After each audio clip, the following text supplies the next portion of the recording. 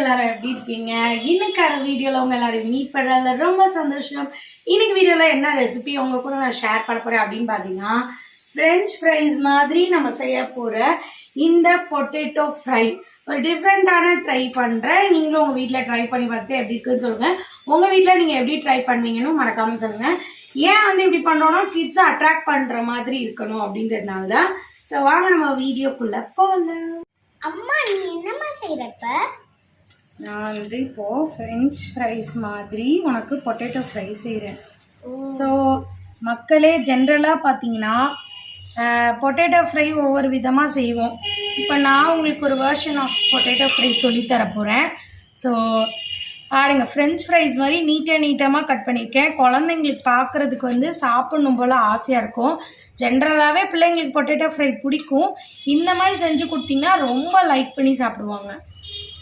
So எப்படி இதை வந்து உடையாமல் வறுக்கலான்னு நான் வந்து இன்றைக்கி உங்களுக்கு சொல்லித்தரேன். இப்போ இந்த மாதிரி ஒரு ஃபுல் பொட்டேட்டோ தோல் சீவி ஃபஸ்ட்டு இப்படி ஸ்லைஸாக இப்படி கட் பண்ணிக்கணும்.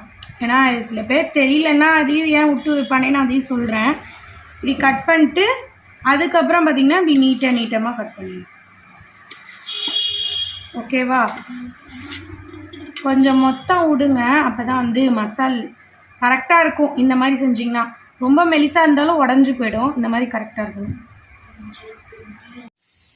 ஃபஸ்ட்டு வந்து ஒரு கடாயில் வந்து ஃபுல்லாக எண்ணெய் ஊற்றி இதை பொரிச்சு எடுக்க போகிறோம். ஆனால் அப்படி கிடையாது, இது வந்து வாட்டர். ஸோ நம்ம வந்து நிறைய ஆயில் சேர்க்க வேணாம் அப்படின்றத தவிர்க்கிறதுக்காக குழந்தைங்களுக்கு டேஸ்ட்டாகவும் இருக்கணும், அதே சமயத்தில் கொஞ்சம் ஹெல்த்தியாகவும் இருக்கணும். அதனால் தண்ணியில் வந்து ஒரு ஒரு முக்கால் பதத்துக்கு வந்து நம்ம அந்த பொட்டேட்டோஸை வந்து பாயில் பண்ணி எடுக்க போகிறோம். அதனால் ஃபஸ்ட்டு ஹாட் வாட்டர் வச்சுருக்கேன், கொஞ்சோண்டு கல்லுப்பு போட்டிருக்கேன். ஸோ ஆல்ரெடி நறுக்கி வச்சுருந்த நம்மளோட பொட்டேட்டோஸு அதை வந்து இதில் போடுறோம். இதே மாதிரி நீங்கள் வாழைக்காயிலையும் செய்யலாம். ஸோ வந்து உடையாமல் காய் வரணும் அப்படின்னு வந்து நினைப்பீங்க. அதுக்கு வந்து இது ஒரு சின்ன ஒரு டிப்ஸாக இருக்கும். நீங்கள் வந்து எப்படி உடையாமல் ஃப்ரை செய்யலாம் அப்படின்றதுக்கு. வாழைக்காவும் சரி உருளைக்கிழங்கும் சரி ஃப்ரை பண்ணுறப்போ உடஞ்சிரும். அதுக்காகவே நம்ம வந்து சின்னதாக வந்து வெட்டி போடுவோம். இப்போ நீட்டமாக போடுறப்ப இல்லை வேறு ஷேப் போடுறப்ப அந்த ஷேப் மாறாமல் இருக்க ஒரு முக்கால் பதத்துக்கு இப்படி வேக வச்சு எடுத்துக்கலாம். இதில் வந்து லைட்டாக இப்போ வந்து ஆயில் கொஞ்சம் ஊற்றிக்கலாம். அப்போ தான் வந்து வேகிறப்ப எப்படினாலும் உதிரியாக தான் இருக்கும். இருந்தாலும் கொஞ்சம் வந்து எல்லா ஒரு பொட்டேட்டோட இன்னொரு பொட்டேட்டோ ஒட்டாமல் இருக்க கொஞ்சம் ஆயில் கடலெண்ணெய் ஊற்றுறேன். இங்கே பாருங்க, வரமிளகா வந்து ஒரு 5 மிளகா இப்படி வந்து நான் அழகாக கட் பண்ணி வச்சுருக்கேன். எப்படி வந்து இப்படி ஜிக்ஸாக்காக கட் பண்ணலாம், கத்திரிக்கோலில் சிம்பிளாக இப்படி வந்து கிராஸாக பண்ணிங்கன்னா அழகாக வரும். ஜென்ரலாக வந்து எப்படி நீங்கள் கட் பண்ணுறீங்களோ அதுக்கு தகுந்த மாதிரி எல்லா இதுலேயும் டேஸ்ட் டிஃப்ரென்ஸ் வரும். வெங்காயம் கட் பண்ணுறதுல டேஸ்ட் இருக்குது, மிளகா கட் பண்ணுறதுல டேஸ்ட் இருக்குது, காய்கறி ஒவ்வொன்று கட் பண்ணுறதுலையும் ஒவ்வொரு டேஸ்ட் டிஃப்ரென்ஸ் தெரியும். ஸோ ஆனால் நான் இப்படி ஜிக்ஸாக்காக அழகாக அப்படி கட் பண்ணி வச்சுருக்கேன் பாருங்கள். சொல்லு. இப்போ வந்து இந்த முக்கால் பதத்தில் வெந்த உருளைக்கிழங்க நான் எடுத்து ஸ்ட்ரெயினரில் போடுறேன், வடிகட்டியில். இந்த தண்ணியை வந்து வேஸ்ட் பண்ண வேணாம், வேறு ஏதாவது சமைக்கிறப்ப யூஸ் பண்ணிக்கலாம், ஒன்றும் தப்பு கிடையாது, ஒன்றும் டிஃப்ரென்ஸ் வந்துடாது. ஆனால் சத்து இருக்கும்ல, காயோட சத்து இருக்கும்ல, அதனால் யூஸ் பண்ணிக்கலாம். ஃபஸ்ட்டு பார்த்திங்கன்னா இப்போ ஒரு கடாய் வச்சு நல்லெண்ணெய் ஊற்றுறோம். நம்ம கடுகு போடுற மாதிரி நார்த் இண்டியன்ஸ் எப்போவுமே சீரகம் போடுவாங்க ஃப்ரை பண்ணுறப்ப. ஆயிலில் பார்த்தீங்கன்னா சீரகம் போட்டிருக்கேன். நம்ம எப்படி கடுகு போட்டு ஸ்டார்ட் பண்ணுவோமோ அது மாதிரி நார்த் இண்டியன்ஸ் வந்து சீரகம் தான் தாளிக்க போடுவாங்க. ஆனால் கடுகுக்கு தனியாக ஒன்றும் டேஸ்ட் டிஃப்ரென்ஸ் தெரியாது, ஜஸ்ட் தாளிக்க தான் போடுவோம். சீரகம் வந்து அவ்வளோ அல்ட்டியாக இருக்குங்க நீங்கள் சாப்பிட்றப்ப, அது தனியாக டேஸ்ட்டு தெரியும். ஸோ அதனால் வந்து சீரகம் போட்டு நான் தாளிக்கிறேன், எனக்கு ரொம்ப பிடிக்கும். இதுக்கு அடுத்து வரமிளகா பச்சை மிளகா நறுக்குனது, இதுக்கு மேலே வெங்காயம் போடுறேன்.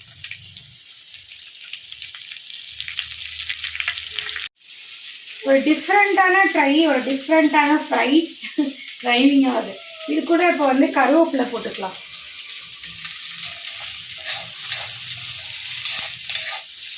இந்த ஃப்ரை கண்டிப்பாக சூப்பர் டேஸ்ட்டாக இருக்கும், ஒரு டிஃப்ரெண்ட்டாக இருக்கும்.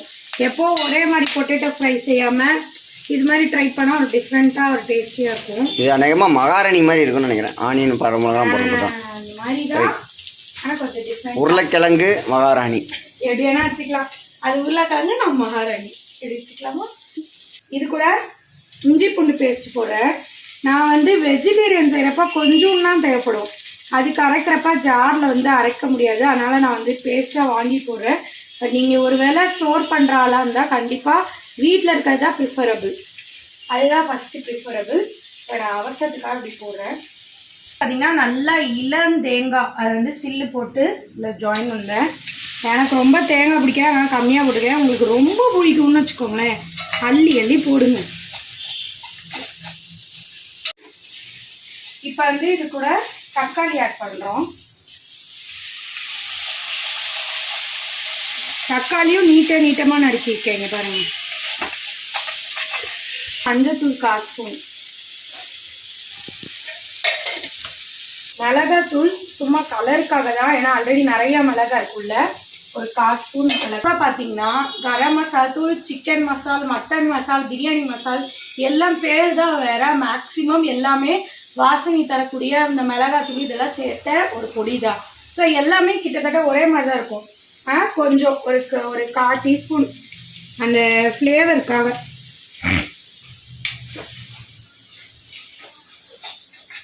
ஆல்ரெடி வேக வச்ச தண்ணி இருக்குல்ல, அது வந்து லைட்டாக இந்த மசாலா கொஞ்சம் வேகிறதுக்காக லைட்டாக.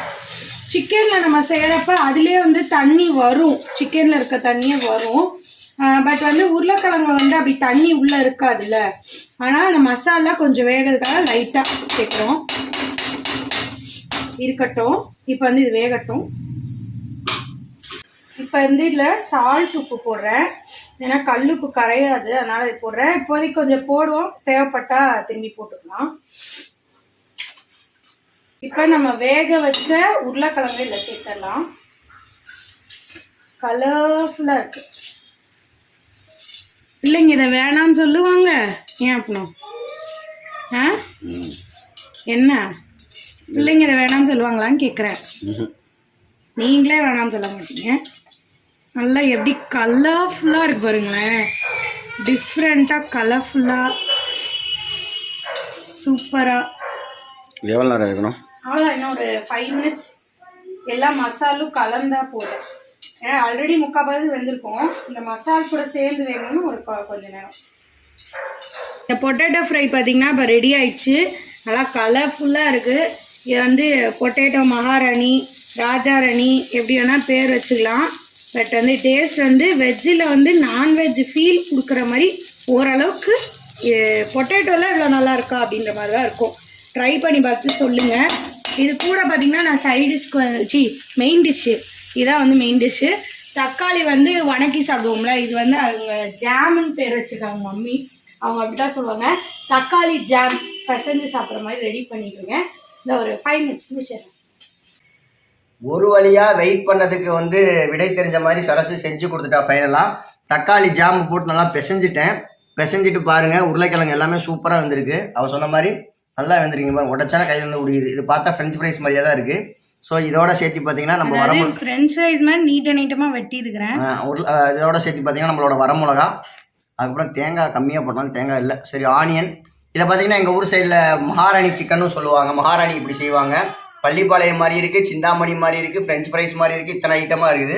எல்லாத்தையும் சேர்த்து ஒரு பெரிய பைட்டாக போயிடுவோம்.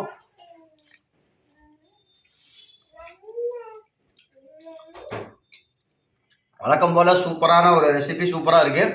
இந்த தயிரோட சேர்த்து சாப்பிட்டா இன்னும் அல்டிமேட்டாக இருக்கும். பிரசித்தியா தயிரோட சாப்பிட்டு சூப்பராக இருக்குன்னு சொல்லிட்டா. கண்டிப்பாக இதே மாதிரி இன்ட்ரெஸ்டிங்கான ரெசிபிஸ் நிறையா உங்களுக்காக காத்திருக்கு. உங்களுக்கு என்ன மாதிரி ரெசிபிஸ் வேணும்னு கண்டிப்பாக கமெண்ட்டில் சொல்லுங்கள். மம்மி வர வரைக்கும் சரஸோட ரெசிபிஸை நீங்கள் என்ஜாய் பண்ணிட்டு இருப்பீங்கன்னு நினைக்கிறேன். கண்டிப்பாக இன்னொரு ரெசிபி வீடியோவில் இன்ட்ரெஸ்டிங்காக சந்திக்கிறோம். அண்டில் it's me Vijay. Saraswathi Vijay video எடுத்துகிட்டு இருக்கா. மறக்காம மம்மிஸ் லஞ்ச் பாக்ஸ் சேனலில் உடனே சப்ஸ்கிரைப் பண்ணிட்டு பாருங்க. நிறைய பேர் சப்ஸ்கிரைப் பண்ணாமல் பார்க்குறீங்க. Take care, bye bye, love you all. சூப்பரான லஞ்ச் சாப்பிட்டு முடிச்சுட்டு நான் உங்களை இன்னொரு வீடியோவில் சந்திக்கிறேன். Bye by.